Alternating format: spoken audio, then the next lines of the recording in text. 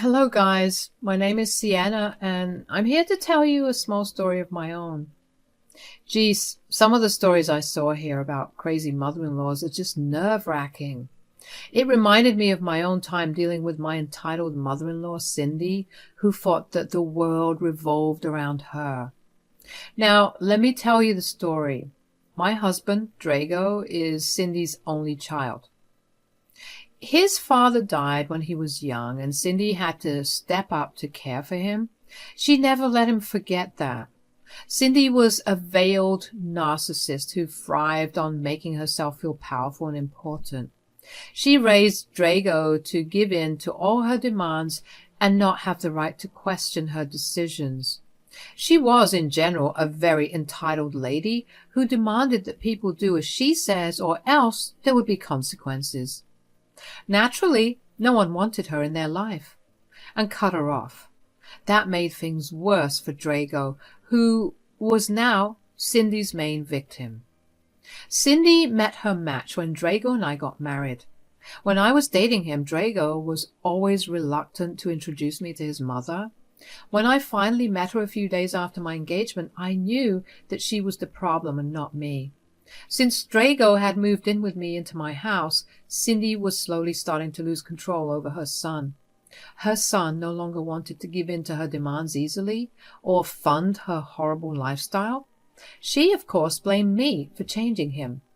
Now, I ignored her nasty talk for a while because she didn't live with us.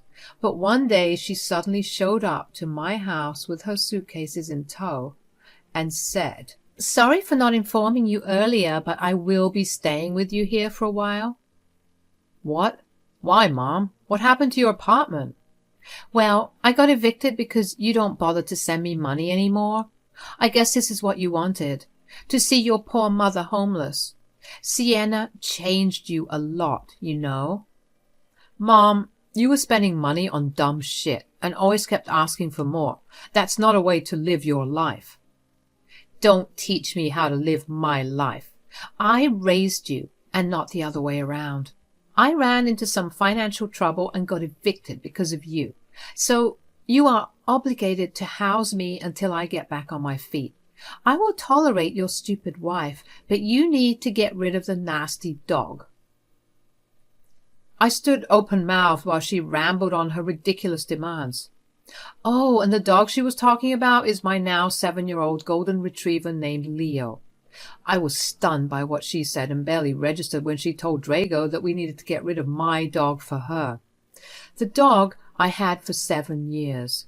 Leo was my family, not some plushie I could just throw away. I was ready to shout at Cindy when Drago took me aside and said, "I know what you're mad about, but let's not turn this into a fight. Look, it's true that I haven't been sending her money whenever she wants. I feel a little guilty to know that she lost the house because of me. Can we let her stay at the house for a few months, please?" What? Drago, you know what a toxic and manipulative witch your mother is. None of her financial problems is your fault. You don't need to feel guilty. The audacity of the woman is astounding. She even wanted to get rid of Leo. Do you expect me to get rid of Leo? Sienna, please, you know that I will never let that happen. Leo is my family too. I will not throw him out because of my mom. I can't just throw my mom out like that either. Please, Sienna, just a few days. I swear I will find a way to get her out. Drago's desperation and guilt made me feel bad for him. It was his mom, after all, and Drago wasn't exactly fully capable of standing up to her just yet. He begged me hard to let Cindy stay, and I reluctantly agreed. Drago went and told Cindy the good news, but also sternly told him that Leo was not going anywhere. Cindy tried to make a scene, but both I and Drago put our foot down. She huffed and puffed, but accepted. All is well for a few months, right? Wrong. Cindy had no intention of ever recovering financially. She refused to look for jobs, leached off of us, littered the house, never cleaned her mess, and didn't pay a single penny towards anything. Instead, she regularly asked for money to do God knows what. She lived like she owned my place and constantly called it her house. Her attitude towards Leo was also remarkably bad. We had plenty of screaming matches about that. I was at my wit's end with her. Drago didn't know what to do either. Just when I thought things couldn't get worse, I had a bad fall, broke my arm, and had a mild concussion. Any guesses as to what happened? Well, Cindy freaking left the hairdryer on the floor of my damn bathroom. Drago was away on an important business meeting and couldn't come back home, so I had my best friend drive me to the hospital since Cindy refused. Something about staying at the house taking care of it. I was too much in a daze to argue. I got to the hospital and was kept there for a whole night due to the concussion. They did x-rays and stuff, which also took a long time. I had to stay at the hospital with my best friend while my mother-in-law did God knows what in the house. I had a bad feeling about leaving her alone with Leo since she hated him so much, but I wasn't in the condition to do anything till I got discharged.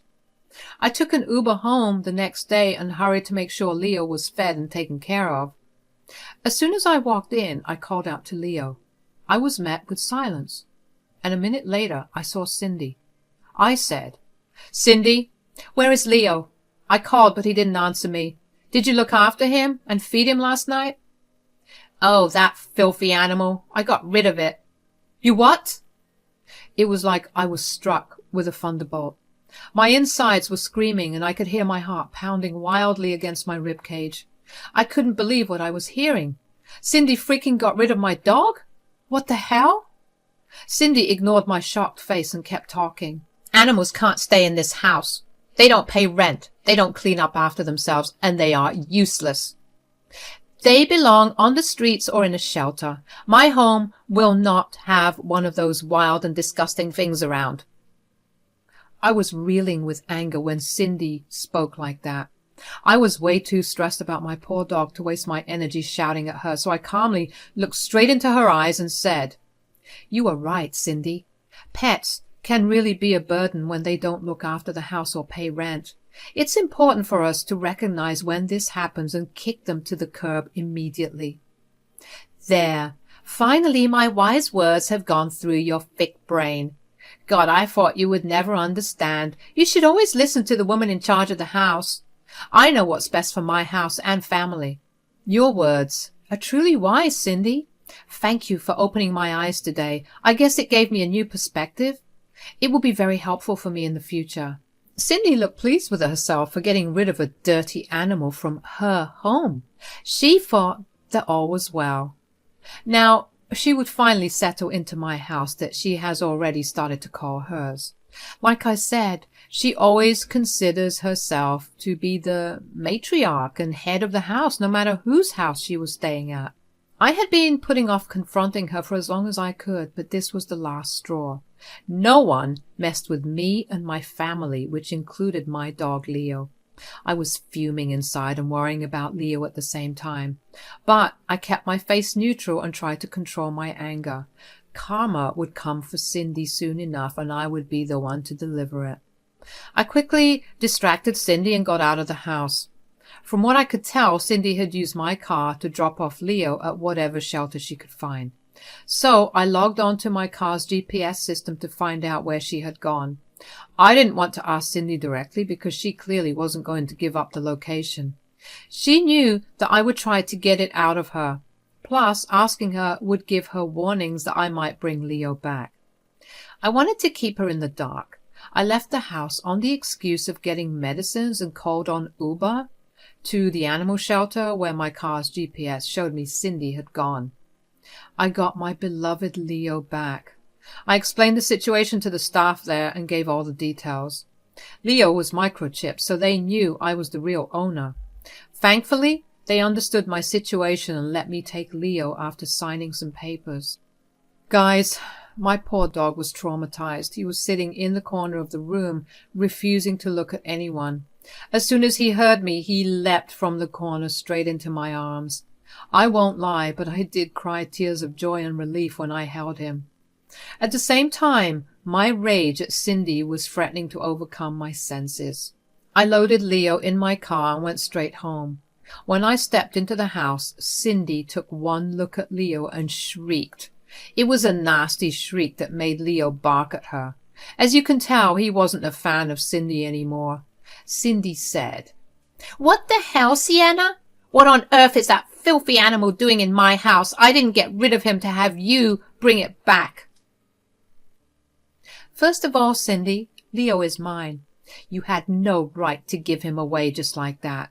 What happens to Leo is my decision and mine only. So I did what I wanted and brought my dog back." "Absolutely not, Sienna. I always told you that I won't allow a filthy animal to live in my house. They are nasty and don't pay bills. And—" Yeah, I heard all that before, Cindy. You told me those things so many times that I know it by heart now. Well then, get rid of the dog. I can't stand looking at him. He's already messing up the carpet with his nasty dog hair. I don't want dog filth in my house. You better drop him off wherever and start cleaning my house. At this point, my anger was somewhat reduced. I knew that I wouldn't have to put up with Cindy for any time longer. I had everything set and all the plans made. I was firm in my decision. I calmly looked at Cindy with a small smile and said, "First of all, Cindy, this is my house, not yours. And secondly, you were right. Animals who don't pay bills or clean after themselves don't deserve to be in my house. Now, let's see which animal doesn't pay bills, thinks the house is hers, and doesn't bother cleaning her mess." "Oh my God, it's you, Cindy." "What? How dare you, Sienna? Are you calling me an animal?" "We are all some kind of animal, Cindy, and you fit the criteria perfectly. So I have decided I will take your advice and kick out the nasty animal I have in the house. Spoiler alert, it's not Leo, it's you." Cindy looked at me like I had slapped her or something. There was this tinge of fear and nervousness in her eyes that I hadn't seen before. It gave me a lot of satisfaction to see her afraid. She was used to getting her way with everyone. But in recent years, both her sons were trying to let go of the control she had over them. Cindy had realized that and was trying to reinstate her position as the matriarch.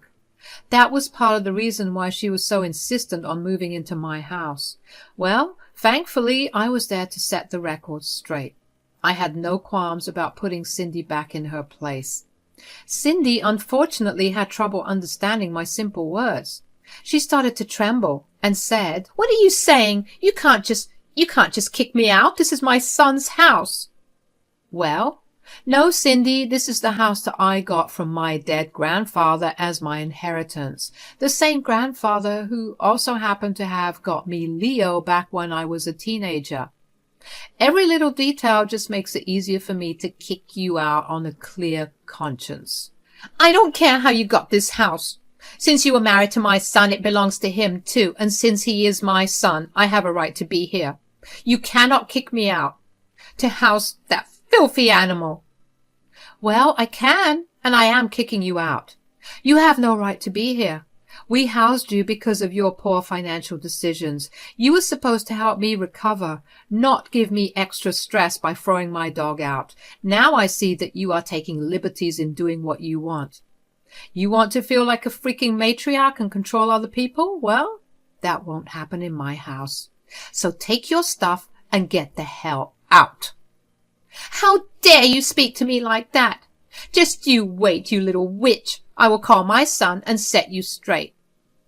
"Sure, Cindy, call him and tell him. Let's see what your son has to say about this." Cindy huffed and called Drago to plead her case. Well, not plead, because she was still confident that she could demand whatever she wanted, and we would give in immediately. She was sure that her son would take her side and teach me a nice lesson. So she called Drago, all the while eyeing me and Leo with pure distaste. When Drago picked up the call, this is what happened. "Hello, Mom. What's up? Is everything okay in the house?" "No, everything's not okay in the house. Your crazy wife is threatening to throw me out of the house like an animal. I don't know what I did to deserve this horrible treatment. I'm extremely upset, Drago. What the hell? What happened? What is going on? What Cindy said is true. I am kicking her out of the house. I made the decision a few minutes ago, and I am firm on it. See, Drago? You need to teach your wife some manners. She forgets who is the matriarch of this house. She is disrespecting me and being an absolute nightmare. Never in my life have I ever been treated this bad. Cindy went on and on about her miserable condition in my house while painting herself to be the victim. She never once mentioned that she tried to rehome my dog behind my back and justified it with her twisted sense. I waited patiently for Cindy to stop her theatrics. Drago was doing the same thing. When Cindy showed no signs of slowing down, Drago interrupted her. Okay, calm down, Mom. Let Sienna say her part. Sienna, tell me what's going on. Why did you suddenly want to kick out Mom? You just got back from the hospital. What went wrong? Cindy should have mentioned it, since she thinks she did nothing wrong.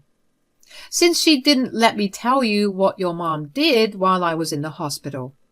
She took Leo and dropped him off at an animal shelter. What? Why? She said something about filthy animals who don't pay bills or look after themselves. She drove 25 miles to drop off Leo in a shelter. Thankfully, I got him back today, since I had proof of ownership and all. There was a very deep silence on Drago's end after I told him what Cindy had done.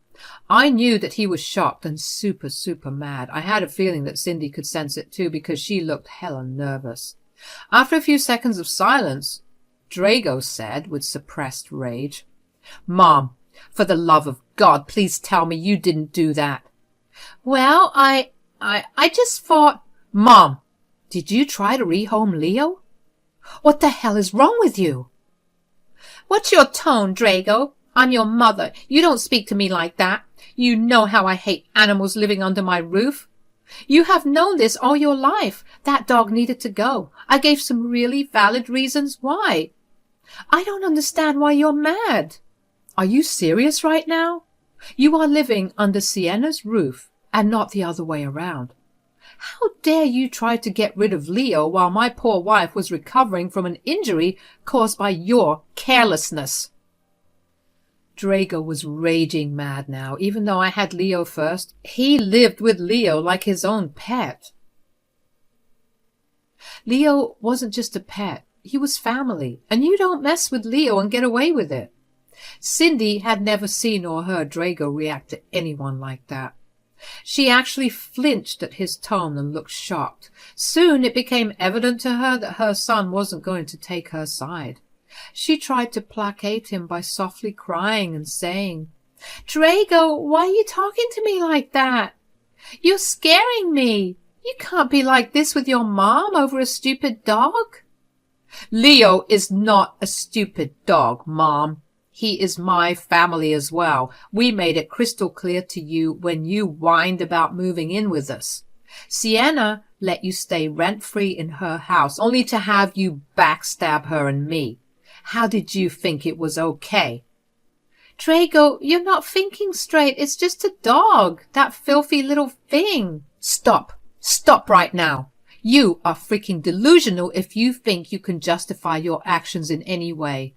Instead of asking for forgiveness from Sienna, you thought that calling me and making me scold her would be correct? Are you insane? Cindy was now crying while clutching her phone. She slowly sunk into my new plush sofa and tried to make Drago listen to her stupid reasons.